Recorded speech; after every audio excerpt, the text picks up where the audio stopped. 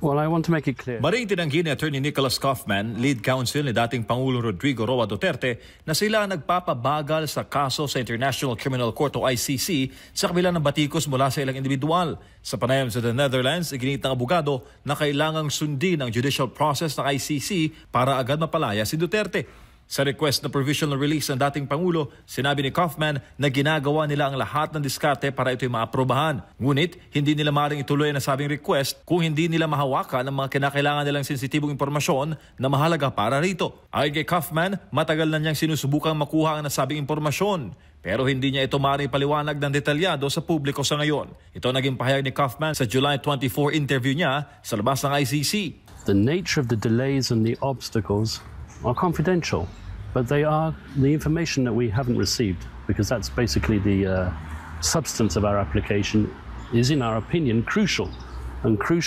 for determining an issue which could potentially bar the holding of the confirmation of charges hearing. Sa gitna ng issue, binatikos din ni Attorney Kaufman ang mungkahing kasuhan ng pamahalaan ng Netherlands dahil sa laging papel nito sa pagdadala kay Duterte sa The Hague. Ayon sa kanya, kailangang maghinay-hinay sa ganitong mga hakbang para hindi lalong maantala ang proseso ng paglaya ng kanyang kliyente. Dagdag pa ng abogado, wala siyang dapat na ihingi ng paumanhin sa pagiging masusi sa kanyang trabaho, kahit pa hindi ito maayon sa inaasahang bilis ng iba. Ang mahalagaan niya, nauunawaan ng dating presidente ang bawat hakbang ng legal team at may pahintulot ito sa lahat ng kanilang ginagawa. Matatandaan na may 3 senador na ang naghain ng resolusyon para sa agarang pagpapauwi ni Duterte sa Pilipinas.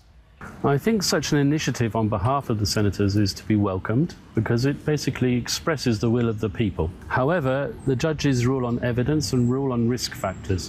So whatever these senators say, and I welcome it, I really do welcome it, and I thank them for it.